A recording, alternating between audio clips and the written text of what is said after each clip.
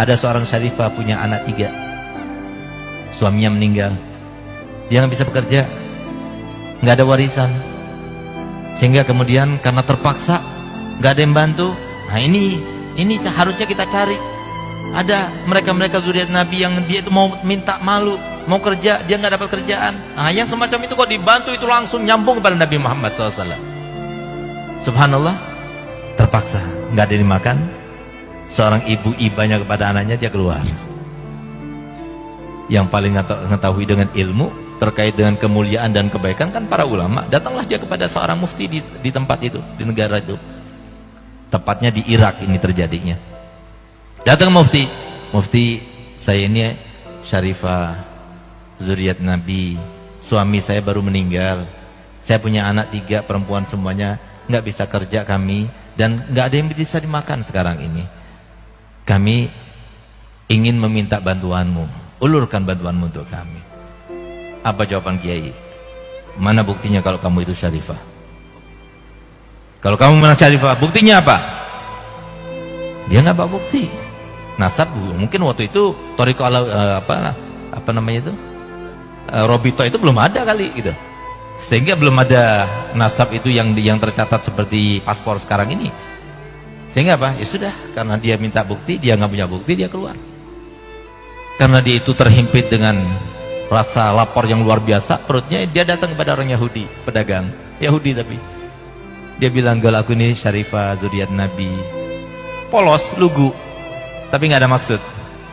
Yang polos sama lugu itu karena ada maksudnya. Ini nggak ada maksudnya. Akhirnya apa? Dihormati sama Yahudi itu. Dikasih makan, dikasih ini. Kamu di sini sudah, tinggalnya di sini dulu. Sampai kamu itu merasa enak, baru nanti kami akan carikan tempat tinggal yang layak untukmu. Tinggal di situ. Malam harinya, si kiai itu bermimpi. Itu yang namanya umatnya Nabi Muhammad itu daripada mahsyar. Cari syafaat, cari ini. Terus di situ ada surga, ada pintu-pintu surga. Bahkan ada sebuah hotel atau sebuah rumah surga yang sangat mewah, yang sangat indah. Maka kemudian dia berharap itu adalah milik dia. Maka kemudian dia tanya, "Ya Rasulullah, itu milik siapa?" "Itu milik umatku." "Aku juga termasuk umatmu ya Rasulullah." "Kamu umatku?" "Ya, mana buktinya?" kata Rasulullah.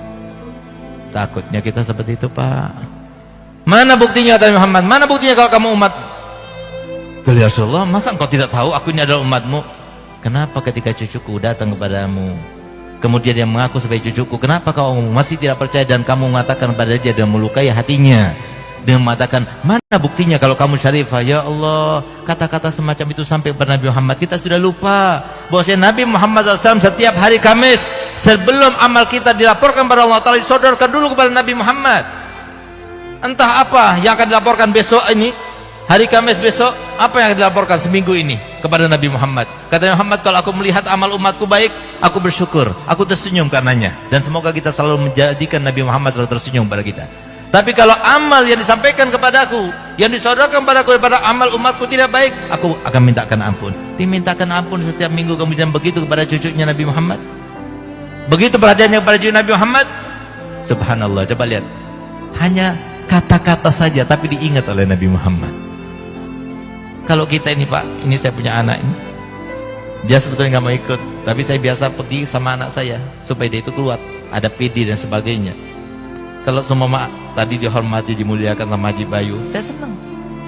Tapi kalau semua saya datang sudah diundang Haji Bayu, begitu anak saya datang disengkat kakinya jatuh tersungkur, kira-kira saya mau nggak diundang lagi sama Haji Bayu? Nggak bakalan mau saya. Itu kenapa? Nggak bakal saya mau balas karena saya punya ilmu. Tapi kan saya kecewa, Masya Allah Haji Bayu, setiap saya mulai khutbah pasti saya doakan panjang lagi doanya, anak saya dijatuhkan begitu. Kan kecewa saya, itu saya. Bagaimana dengan Nabi Muhammad? Subhanallah, coba lihat. Kemudian apa? Dia bangun dari tidurnya dalam keadaan menyesal. Lalu apa yang lakukannya? Dia pergi ke toko Yahudi itu, orang Yahudi itu. Dia bilang, "Ada syarifah di sini, Gal?" "Iya." "Serahkan padaku." "Kenapa harus aku serahkan padamu?" "Dia itu, aku bantu dia." "Gal, pokoknya serahkan padaku." "Gal, tidak, saya tidak akan serahkan dia. Saya muliakan dia, walaupun dia tidak seagama denganku, saya muliakan dia. Sudah, serahkan pada saya akan berikan harta yang banyak kepadamu." "Gal, tidak, saya tidak akan berikan." "Kenapa?" "Ketahuilah bahwasanya surga yang kamu lihat di dalam mimpimu itu kata Nabi Muhammad, itu adalah untukku. Berkat perhatian kepada Nabi Muhammad, seorang Yahudi yang keluar daripada Islam, tapi Nabi Muhammad datang kepadanya, dan berkatnya dia itu perhatian pada cucunya, sampai kemudian dapat hidayah. Berkat apa? Perhatiannya pada cucunya Nabi Muhammad SAW. Ini orang alim, ini kiai, ini mufti, tapi lihat bagaimana perlakuannya kepada cucu Nabi Muhammad. Hanya seperti itu, minta bukti, nggak langsung percaya, sampai melukai perasaannya Nabi Muhammad. Bagaimana kalau sampai memfitnah? Bagaimana kalau sampai menghujat? Bagaimana kalau sampai menggibah? Bagaimana kalau sampai membunuh karakternya dan sebagainya? Na'udzubillah. Apa tidak akan hancur? Padahal Nabi SAW telah bersabda, "Qaddimu Quraisyan wa la tataqaddamu, wa illa fatahlaku," kata Nabi Muhammad. Hendaknya dahulukan Quraisy, utamakan orang Quraisy. Jangan kamu itu mendahului mereka, jangan jadikan mereka itu saingan. Kalau itu kamu lakukan, jangan salahkan kalau akhirnya kamu binasa.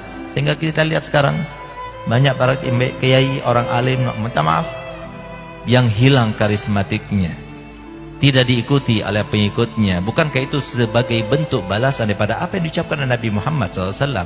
Harusnya mereka yang paling cinta pada zuriat Nabi, mereka yang dikenal dengan ilmu, mereka yang paling tahu dengan ilmu,